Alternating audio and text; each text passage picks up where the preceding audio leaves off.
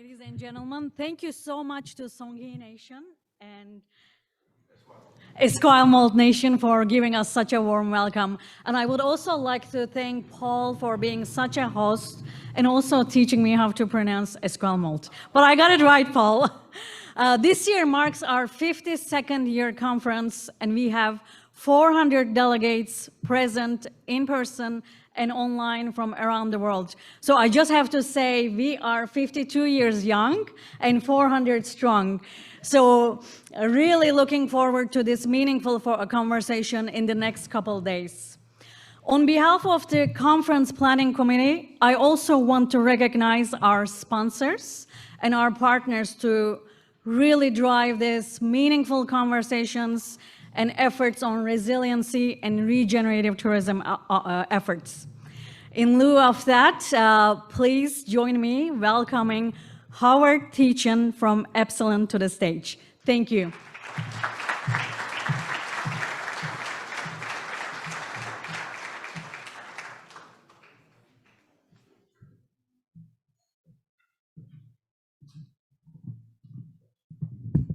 I should never follow Ezra to the stage.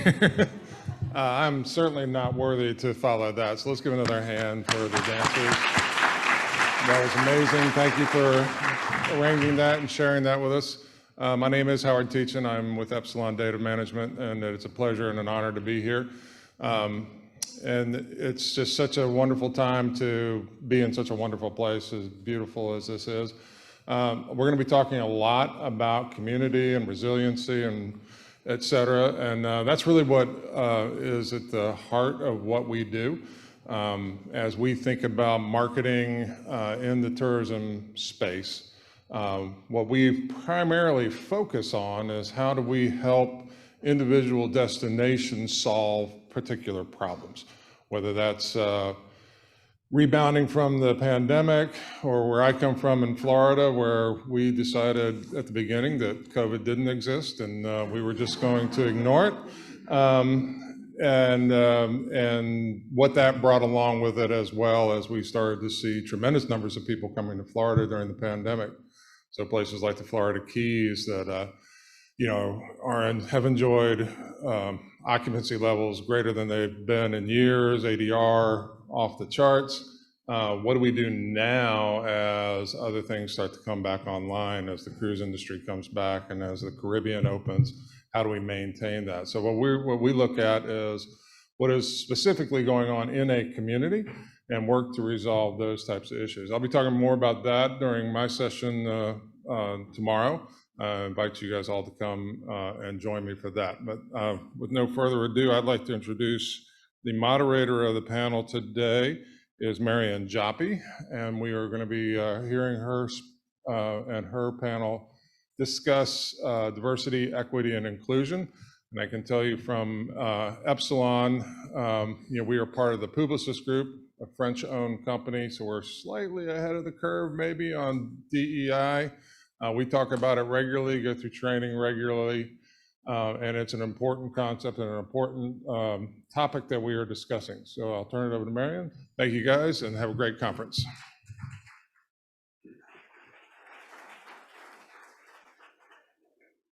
Thank you very much, and I'm particularly honored to have been invited twice to these territorial lands in less than a month. So I really feel privileged. But this panel, as you can see, actually consists of two people, me and Keith Henry.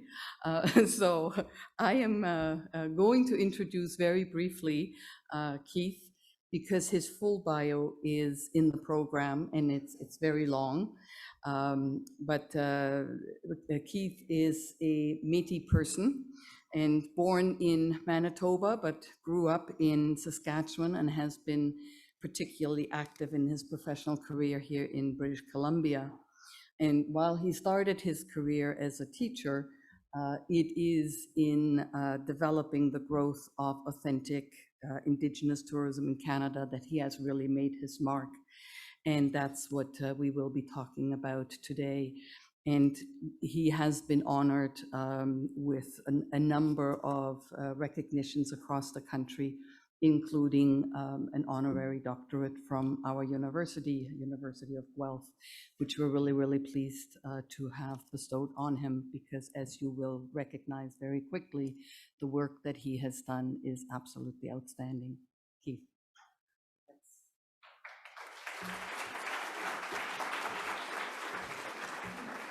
So thanks, Marian, and it's an honor to be here. I too, before I start, want to acknowledge the territorial Lekwungen-speaking people and acknowledge the communities of the Esquimalt and Songhees people.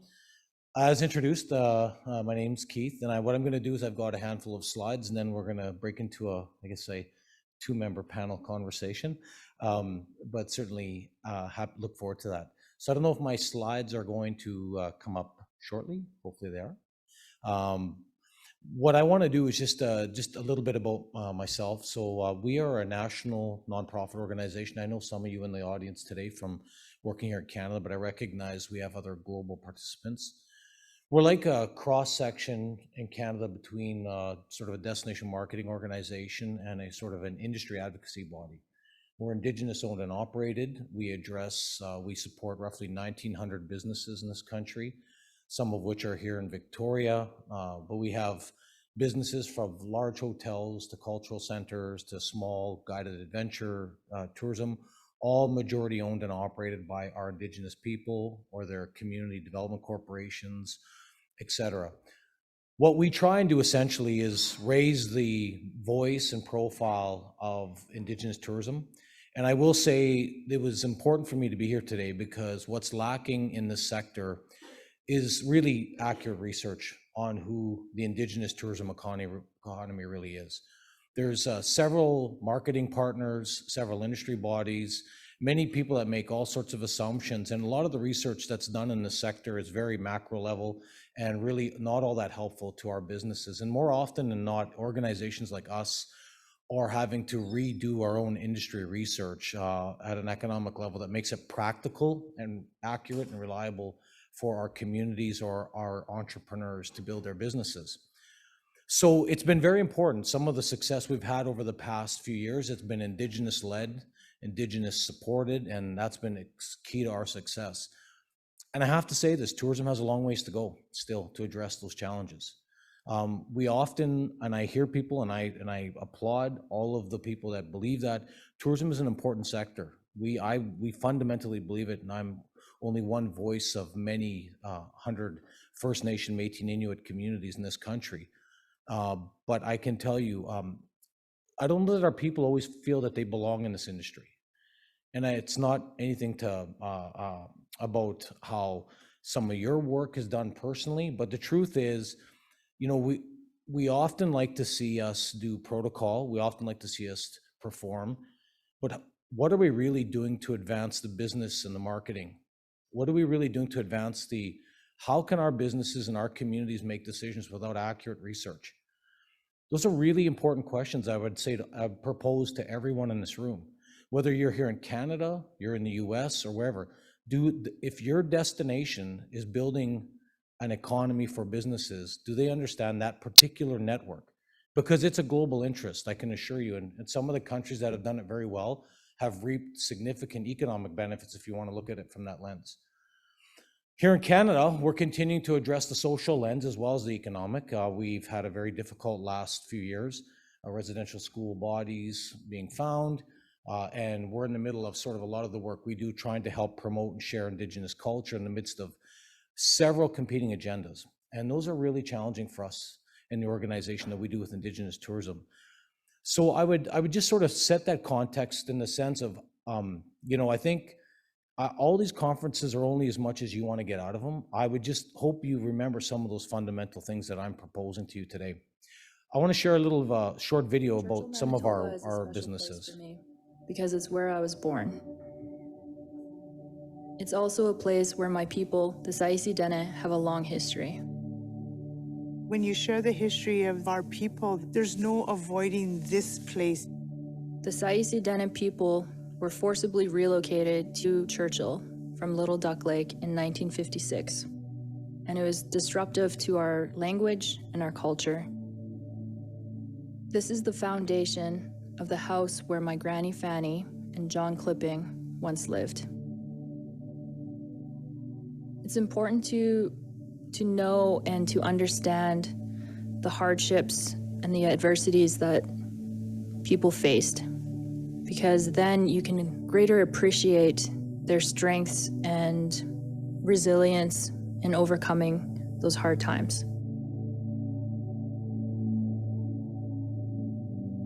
Yeah, I remember when my grandmother made me these beautiful muklaks. Today, I feel very, very, very proud to be able to create something out of the animals that I catch on the trap line. And I feel like I've connected with my ancestors when I'm doing this kind of stuff. You feel rooted. When you're out on the land and you're traveling with your best friends and you have the love and respect of your dog team and they have your love and respect, you're connected right to them. You know, it's like a magic carpet ride. It's just like, it's so spiritual. Cultural revitalization is healing and beneficial to all generations. There are ancient legends and landmarks here that signify Saisi Dene presence long before and during European settlement.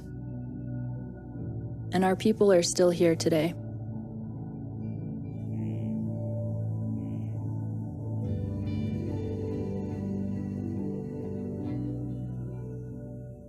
So that video was just meant to, I guess, give everyone, like, as much as we saw some performance here today, and you've got, some of you might have seen the Songhees Cultural Center yesterday, there's other local tour experiences here. We have that across the country, significant. This particular, for those of you who don't know geographically, Northern Manitoba, those are all businesses we work with. Those are all businesses we promote. And for some visitors, this is the kind of experience they really want to add to their Canadian experience. You know, we've done a really good job in Canada of having a strong brand. We promote Canada. We promote it as a safe destination. We promote it with, some of you probably would think of maple syrup or RCMP officers or the beaver, et cetera, et cetera. But the truth is, this is a country with ancient history. It's a country that has had languages here for 10,000 plus years. It's people that lived on this land, as you heard Cecilia talking this morning about digging clams right where this area was. They've done that for thousands of years.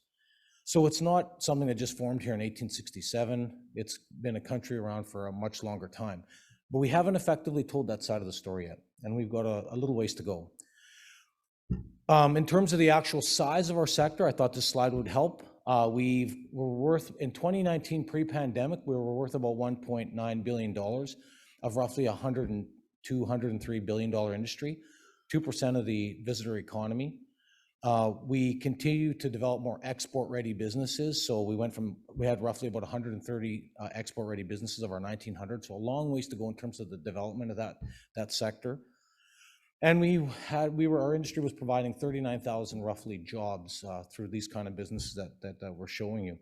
Very important industry for our communities, not just that is a nice economic framework, it's a start, but truly what we see and why many of us are involved in Indigenous tourism with the lens I have, it's real cultural revitalization and sustainability. You know, communities are seeing the value of their language. You see the young boys here, proud of their dance, their song. We're trying to continue to keep that alive and keep that thriving. And I think that's been very effective for us. We talk to this industry about economics, but when we get into the Indigenous communities and circles, it's a totally different conversation. And I think I'm just trying to help you understand that. I have a video, but I'm going to skip over that. I'm going to come back to that after. So a little bit about some of our research findings. Research from both Manitoba and Quebec share that a third of travelers are familiar with Indigenous experiences, but only 52% have tried one. It's a really significant challenge for us in our sector. We know that 78% are keen to learn about Indigenous culture if led by an Indigenous person. We know 72% know their tourism dollars will directly benefit Indigenous communities, want to know how their dollars are going to leave behind. And I remember this particular metrics. We've been doing our own consumer research over the last particularly 24 months as COVID has hit us, trying to make sure we can effectively rebuild. I remember being told, I've been in this industry since 2005, and years ago, some of the researchers would tell me what people don't really care about who owns it. I've disagreed with that statement from day one. It's showing up more and more in our research, this whole concept of regenerative tourism. People want to know they're leaving local benefits behind, not just for Indigenous tourism, but for all tourism. And we particularly think that's important because it's not enough to have just an Indigenous person working there. We want to know that it's really benefiting the local community. And the visitors are becoming more educated. They're doing more research. It doesn't matter whether they're here for Canadians or Europeans, or they're from the Asian markets or the US markets. People are asking those questions when they're purchasing. Some barriers that we see to our, I'm sure some of you have read ahead, 63% don't know where to find information about experiences, and anxiety, 50% are worried they might say or do the wrong thing. Huge issue for us. I'm sure you all feel that, right? You see Indigenous performers, elders, should I say this? Should I ask that question? You know, we're trying to, with us, what we've been trying to do is break down those barriers. Like, we want you to ask questions. We want you to feel welcome. We want you to understand the culture. And I think we don't just see that here in Canada. We at ITAC have been brought to many parts of the world, and I see the same characteristics as we evolve this industry more and more. You have a nice hotel owned by the community. They have got local entrepreneurs and ambassadors. We want you to ask them those questions. Those are the things that we're trying to sort of change the mindset of the visitors, or the expectations and misunderstandings. The challenge, as I said, though, is we do continue in Canada to have significant research needs. We have gaps in provincial territorial data in some regions of the country, and we need more Indigenous-led national and international data. We've done our own consumer research. It's not enough. We know that there was a belief, 10 years ago, that our visitors were largely retirees, people that are sort of the children that moved out, empty nesters. The profile was typically 55 and older. Woman made the decision in the household, all that kind of lingo. But the truth is, when we actually did our consumer testing in Canada, we saw a very different profile this last year. We saw young families with young children. They want to explore different things. They want to learn about how to reconcile with Indigenous people. So the landscape continues to change, and we continue to call on the research community about how can we really help so that we can inform and help inspire communities and entrepreneurs to not give up on tourism. The other side of this is that we at ITAC, even though we've got 1,900 businesses, many of those are still remained closed. Some have reopened, but there's a tremendous number of entrepreneurs. It's hard to explain to federal policymakers in our country, because they say, well, CRA doesn't say there was that many bankruptcies. They clearly have zero understanding of our Indigenous communities, because they just literally close shop. Like, it doesn't matter if they're not registered on CRA, they're on reserve lands, they have a totally different tax structure, if any. And they're just not a practical, logical theory behind that. So we have several businesses that we're trying to encourage not to give up on tourism. It's an important economic driver. It's an important cultural revitalization driver. We do continue to need to address authenticity as well. And for us in Canada, this is a really important standard that we help manage with ITAC. We talk about 51% are majority owned by Indigenous communities or individuals. That's a key. Ownership is critical. Provide opportunities for visitors to interact face-to-face with Indigenous people. We need to offer cultural activities for guests led by Indigenous people, and ensure suitable experience, knowledge, or formal training, and use cultural content approved by keepers of the culture. Many of our nations, our communities, they have various different systems. We try and navigate that with our businesses in that business development phase, whether sole proprietorship all the way to large development core hotel operations. So very significant work to address authenticity. The other side that we're challenged with coming out of COVID is we've lost, as you saw on the slide prior, 39,000. We're about roughly 19,000 or so people working in the industry, and yes, it's coming back, but we're having a hard time having people come back, and that's going to hurt our brand promise, if you will. It's not considered or perceived as authentic if someone gets here from the UK and goes into somewhere and it's a non-Indigenous person working. So we have a lot of work ahead of us on that side. These are very critical pieces to that whole puzzle. So some of the things we're looking out, well, I would ask if you saw in the video, we have an original brand. It helps travelers identify authentic Indigenous experiences. So we've got a whole systematic approach. Our businesses are encouraged to go through that, and it's certainly, you can look it up on our website. And we have a new accreditation program based on fair criteria that identifies market-ready Indigenous tourism experiences. So I'm not going to say too much more about the impacts. They were significantly devastating. The one lesson we learned from in Canada through Indigenous tourism is that this country, we spent a tremendous amount of energy and investment of marketing Indigenous tourism to to international countries, not a lot on domestic. And in the end, that really hurt our sector in the pandemic, more so disproportionately than any other part of the tourism industry. We've measured it, we've compared it, we know it. So, our GDP contributions went down almost 70%, literally in 24 hours in early April. Our businesses, we didn't end up losing all those businesses because we created a grant structure and some specific Indigenous-led programs to stabilize as many as we could. And of course, the job loss was massive. And so we're still far from recuperating. We're not much better than 50% even today, even though tourism has started to slowly reopen. So I'm going to go to my panel conversation now, because I know I got one video that I may show. I skipped over, but I think I'm going to get asked the question. So I thought I would deal with there, but that just gives you some overview. Thank you.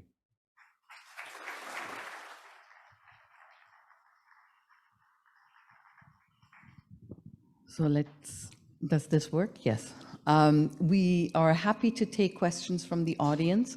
So if any of you have questions for Keith, please just, wave or something. It's hard to see from down here, but we're happy to facilitate those questions as well. So Keith, prior to the pandemic, 2019 was Canada tourism best year ever, and Indigenous tourism growth outpaced Canada's tourism growth. What major shifts are you looking at coming out of this pandemic to try and recover your sector?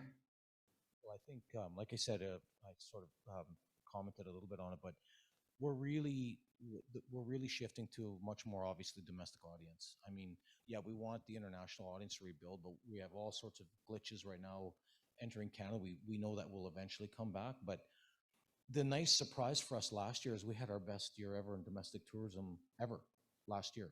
In the middle of this pandemic, we saw sales of almost 800 million, which is not much compared to what we were, but that was actually our best domestic year of sales since we've been tracking in 2002. So that actually shows us that, we need to focus a lot more local tourism, a lot more national tourism. How do we move Canadians from Toronto to some of these experiences in Manitoba, et cetera, Vancouver, Victoria? We're going to really be a lot more methodical with our partners around not just investing full stop into different international markets. We'll do that, but I think we have to be really mindful that Canadians really feel a significant new responsibility to support reconciliation, and tourism is the strongest platform to do it. So we've adjusted to domestic marketing. We have a marketing campaign right now. It's all about reconciliation and action, because most Canadians don't even know where to start. And so if they can we can direct them to the restaurants, to the cultural centers, to the local experiences. That's going to be a nice way to actually just do it in a good way. Okay, so when do you think you will reach the levels of the pre-pandemic? Well, our belief is by 2025 we can get back to 2019 levels, because you're right. Like, the other side of the industry is, as we're, it was so exciting in 2019, right? We were outpacing. We loved saying that every conference we were at, where tourism was growing across the country on average. If you just took the various sectors within the tourism economy, it was about 14.5%. We were at 23.5 over the same time frames, right? So it was pretty exciting to say that. So yeah, it's been a really rough ride the last 28 months trying to figure out how we're going to recoup. We do believe, though, because Canadians are coming back faster than we thought, and we're just not. The only thing we're just super leery of is depending on the international numbers, but our belief is we can be back there by 2025. And what about the workforce? Because you were talking about some of those challenges as well. Yeah, the workforce is one that if we can't get to those 1.9 billion roughly in 2025, it's going to be because of the workforce. We're having a really challenge. Not all our businesses, but we have some of our larger hotels that do a lot of business conventions and conferences. I mean, they're down, 30% of their staff still, and so it's not. And those are the more effective businesses that can take advantage and try and capitalize quicker. And it's going to be that. We continue to try and work with federal policymakers and everyone to understand how important that labor is going. It's critical for us. And what are some of the solutions that you foresee? Well, that is the unknown target for us, because in Canada, we don't really have a very robust HR strategy to rebuild tourism. Like, there's all these different programs, but it's more on the, like, loans, if you will, and economic recovery of the businesses, and we support that. But I think we're missing the mark on labor. It's not just for Indigenous tourism, it's the entire sector. And we're feeling it at Pearson, like, it's on the news every day here. We see it, and we're feeling that at our end. So, I think, I don't know that Canada's got this right yet. And I don't mean to be disrespectful to our government, federal leaders, because I've talked with all of them about this. But we have a lot more work to do. And I think it only speaks to the importance of people not understanding the research and how critically important labor is to the tourism economy. Yeah, and it's not a problem that's limited to Canada. Just having come back from Europe, it was absolutely insane, the lineups at the airport and the closed lines for, thousands of people trying to make it through. It's very similar story to what we're hearing in Canada. So it's a broader issue in our industry coming out of COVID. You mentioned some of the economic indicators that you are using as your KPIs, but you also said there are social aspects. So what indicators are you looking for there, and what's the data like? Well, we don't have the metrics yet all figured out, but what we've been trying to help this industry understand is, like, if you talk to marketing organizations or many other sector organizations, it's all about the GDP. It's about, and those are important. I'm not saying we don't need to do that, but what indicators are, like, what's being left behind for local economy? How's it supporting local communities? And I don't want to use that word. I got to use that word carefully, because when we say community, from our perspective, we're talking Indigenous communities. We're not talking Victoria City Council. We're talking the Songhees, the Esquimalt. Like, what's being left behind? The visitor economy is huge here. What's being left behind for those communities? Who's measuring that? And we need to force ourselves to get a little more granular in that. And it's not easy. I understand that. But we need to ask ourselves those tough questions, and I think right now those things have a ways to go in terms of that kind of research. So what I'm talking about is cultural revitalization and actually benefits for local community from an Indigenous perspective. What's irritating us in our sector is we see now everyone's jumping on the bandwagon. They want a reconciliation. They want to have better local Indigenous relationships. And they use an image, but there's actually no call to action. It's like, oh, there's a person in an image. Do you support where you go buy their art? Do you actually promote their business? And it's often failed. And I think that we have to help people understand that that's a nice step, but that's not enough. If you're going to do this, understand how to do it right. And that's sort of what we've been trying to help bridge across the country with different partners. So let's talk about the video that you skipped, and that was a very important moment in your life as well as the life of the Indigenous population here in Canada, and that was the visit to the Pope in Rome as part of the whole residential schools and finding the graves of the unmarked graves. And the whole community, of course, is really struggling with coming to grips. And it probably explains in part why Canadians in particular are suddenly waking up in a certain way to the Indigenous story in Canada, because a lot of people were quite oblivious until that happened. So tell us a little bit about that and how it relates to that awakening. Yeah, I think those of us that are familiar in the room know Canada has gone through, like we mentioned a few times, there was almost this denial about our history. And I think we just need to own the history. I just want to say that. Like, it's okay. None of you are going to say anything we don't know already. And I say we because my grandparents went to residential school too. And I say to myself, we need to be honest about our history and be truthful. And to me, we're starting to see steps towards that, but I think it's, like I said, we got a ways to go. So, not all that long ago, a few months ago, we had a series of delegates go to the Vatican to talk to the Pope about coming to Canada and to apologize. Now, our role as ITAC, we were asked to be there to provide media support and basically cultural sort of protocol for the delegates. So there were several First Nation, Métis, and Inuit delegates, and for everyone of our group that was there, it was very, it was difficult because people, like I grew up thinking we were Catholic, not understanding the issue of how that particular institution affected. And I'm not against the church, but I understand now why my grandparents were the way they were.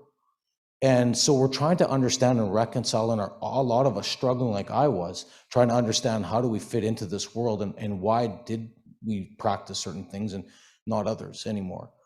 And so you come to a place, and we went to the Vatican, and I was there. I just was there to help form our team there. And it was just, I have to say, it was really tough. Like, it was hard.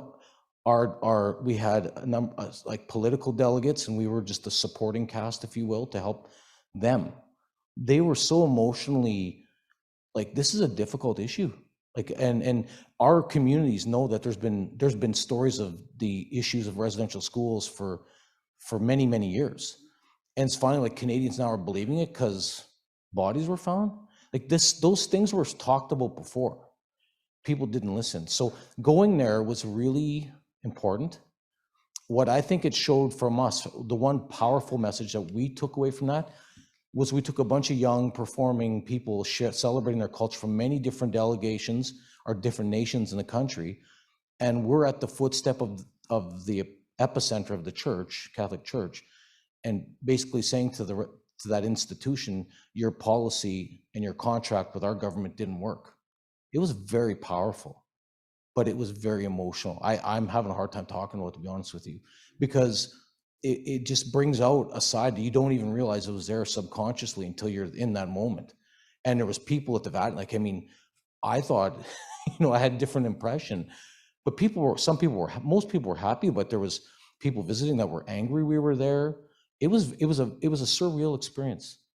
Like, we had people thinking we had our performers in regalia, and they were getting ready to do protocol for our Indigenous leaders, and they were like, thought we were like South American or Central American. They telling us vamos and like talking to us, and I think they thought Spanish, but we're from Canada. Like, so the whole thing was surreal to me.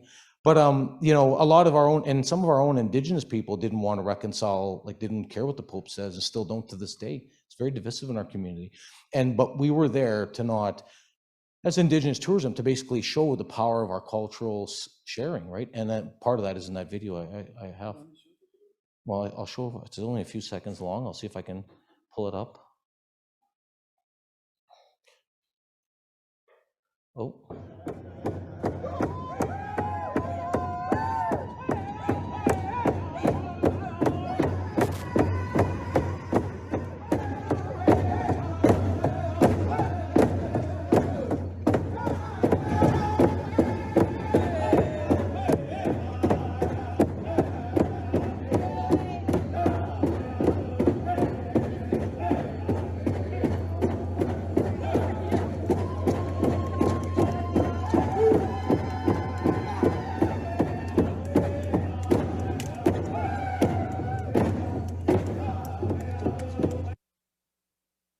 So this was them coming out of the audience with the Pope, correct? Yeah, we had, those were all our drummers, all our performers. We brought them, and it was funny because people thought we were there to drum for the Pope. We didn't care with the Pope. Like, it was nothing to do with the Pope. It was for our leadership. It had nothing. My point is, we have a long ways to go to help each other understand our worlds. Yes. And research is critical. It's like, this was a story. I'd posted it on some of my social media, plus we were with ITAC, and I had the strangest of correspondence to me saying, how could you guys, like, some of it wasn't, we had to remove, but how some of our own Indigenous people were mad at us for even being there to give protocol to the leadership. And it's like, well, we made a choice as an industry. We needed to support, because we think this is part of the cultural journey that this country's on, and we have to support that. But I mean, non-Indigenous Canadians thought we were drumming for the Pope, and it had nothing to do with the Pope. It was for the Dene National Chief, the AFN leadership, and it was just to basically honor them for dealing with a very difficult issue. Yes, but it shows you also how the media very often gets the story wrong, because that's what they were showing, and that was their explanation. But I mean, again, it all comes down to how can this sector help? And I come back to, we need that more, we need more ongoing research from every partner that wants to help. We need to be inclusive. We need to find ways to, how do we include Indigenous businesses? How do we, and it's always challenging, because I know people want to run to the political entities we have, First Nation, Métis, Inuit, and in this country. And I'm saying, those are fine, those are channels. Make sure you know where you're going and what is your plan, because they have other issues to deal with. We have sector organizations, much like non-Indigenous do. When you're going to deal with Destination Canada, or here with our friend Paul from Greater Victoria Destinations, their destination marketing, you don't go to City Council and ask them for stuff about tourism. You talk to them. Like, I find in our world, we seem to want to politicize everything Indigenous, when I'm saying we have ITAX national here. We have provincial territorial partners like Indigenous Tourism BC. We've been working to set up an infrastructure and a network, and we just need to keep educating people on that so we can make this a little bit better and get more accurate. This will lead to better research all across the board. Now, you've said that you see tourism as sort of the best way to help with reconciliation. Oh, I have 100% I do. I think that, because we're the safe platform. We want to provide a non-politicized platform so people can come and have fun and learn, and not everything's serious. We're talking very serious today, but we have tons of businesses. Some of it is just nothing more than enjoying meals together at some of our restaurants in this country. Others is outdoor adventure, having fun. I mean, we want people to be as immersed or not as they want to on their journey towards understanding, right? And it's not homogenous. The Songhees we saw here today in the Esquimalt, Cecilia from the Songhees and the Esquimalt dancers, they're not the same as what you would see the Indigenous nations in Saskatchewan or Ontario or Northern Canada. Do we have questions in the audience? Yes?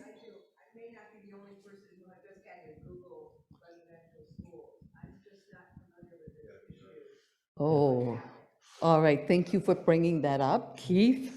Oh, boy. Go Do we have for an it. hour? Essentially this country had a policy where they put all the Indigenous people into school to, assimilate them into non-Indigenous lifestyle. It was a funded program by our government in the sort of mid to late 1800s till 1996 was the last year. I think they shut the last one down. And there was about 150 or so of these institutions across the country. And it took people out of their communities. They flew them in. They took children from their families, put them in. It was all about making them not Indigenous. And so our country's really grappled. And in the latest history of the evolution of that history is that they've now found unmarked graves at many of the school sites. So and these are stories that have been talked about in our Indigenous world for a very long time. A lot of Canadians pretend that didn't exist, like we've never had those challenges as a country. And we're reconciling with that right now. And it's become international news the last particular year and a half. So 70% of those, roughly 70% of schools were run by the Catholic Church. So the Vatican played a very significant role. Some were other church groups, but particularly the Catholic Church was the largest representative of. So the government contracted through various programs to them to deliver those schools. And so that is a very significant challenge for us as a country. Yeah. And these kids were literally kidnapped from their homes. Usually when they turned 6, priests and RCMP officers would sweep in and grab the kids and take them, and they would not be seen again by their family. So what we're ITAC, of all the great things we're trying to get across here today, we've been trying to build an industry, right? And one of the reasons we're trying to repair that history. And what we say at ITAC, it's the most important sector for our community's economy and for cultural revitalization, because many of our communities lost their languages, lost their culture, lost their sense of belonging. And so we're trying to help. We won't fix it all, but we believe tourism is such an important angle. And what I'm saying is, in the research as we build that visitor economy, we need to find more Indigenous specific research that can make sure those are successful, because one of the challenges in Canada in the effort to address the political wrongs of those situations, we've set up tons of businesses, but they're not like they're not set up in a way that's going to make them successful business-wise. So we are trying to continually address those challenges of, can they be feasible if they're in the Northwest Territories and you can only get one plane in once a week and you've got a business that requires X amount of dollars to survive? Like, we have to be more logical in how we're doing this. And so we're trying to continue as an industry to address that here in Canada. Yes? Looks like there are some trust issues between Indigenous communities. And looks like there are some trust issues between Indigenous communities and the other communities in Canada. And I'm guessing that that's affecting Indigenous communities' willingness to start or get into tourism businesses. Because if you are in the tourism business, you're supposed to provide services, hospitality services, and host people that you really don't trust. Does it affect the development of tourism in Indigenous communities? And if it does, what is your organization or the Tourism Destination Canada is doing to get over or minimize those trust issues? Yeah, it's a complex answer, but I'll summarize it this way. Yes, there's significant trust issues, not just for tourism, for many things. So what ITAC does is bring an Indigenous-led model so those communities can work through an Indigenous-led approach. We use those words very carefully all the time, because even though I'm here, I'm Indigenous and our board is Indigenous and we represent 90, we're always having to keep that social license within our own communities that we're only producing and marketing authentic experiences, right? And so there's a lot of, the industry in Canada has a long ways to go. There's not a lot of participation or invitation to the right people for DMOs, for our national bodies, for policymaking tables. There's not a lot of inclusion, and we're trying to continually address that in a good way. The trust will come over time. We know that. It's getting better. We grew it by building trust.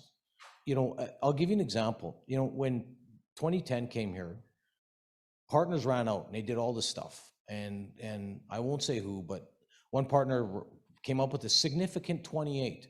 These are the best Indigenous experiences, and we're going to market that to that particular Winter Olympic Games event. The problem is most of those businesses weren't even owned by Indigenous communities or our entrepreneurs or had anything other than a couple staff working for them. That's not okay for us anymore. What we want is Indigenous-owned businesses benefiting and leaving regenerative benefits back to the community and to our entrepreneurs. So the trust is getting better. We were really on a really good trajectory in 2019, and then COVID hit, and so here we are trying to continue to rebuild it. So we're getting there, but it's you've hit the nail on the head. There's, like, I've seen many non-Indigenous partners walk in and say, well, I just don't know why the community doesn't want to. They just don't, hate to say, when you leave the room, they just don't trust you. It's that simple. You can deny it, you can pretend, but that's the truth. And it's because of things like residential schools that ripped communities apart for 100 years in this country. It's going to take a long time to fix that. I think we have time for one more question. I think there was one, yeah.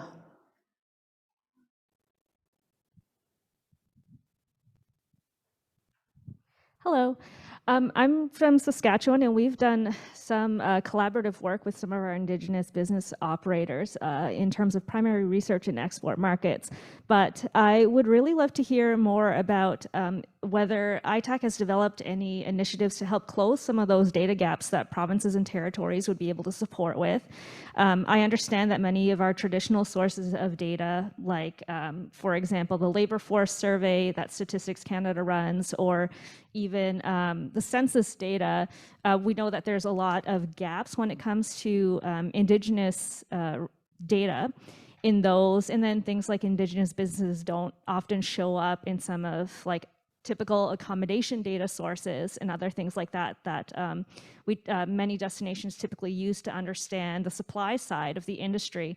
So I was wondering if there are any initiatives that we can take on as researchers to help close some of those data gaps.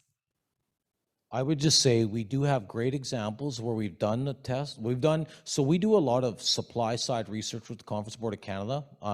Some of you, if you ever want to see the report and the methodology and the modeling we use, happy to share it, and we would love to see more of that done by every province and territory, because the more we go through the next, like we've done 4 studies in the last basically 15 years, but the industry is changing so fast that we continue to have to we try and do it every 3 years. So we'd love to see more provincial, territorial focused modeling of that. And on the particularly what's really missing is the consumer demand side and who the consumer is. We can't accept the macro sort of approach or the generic approach that a lot of marketing organizations use.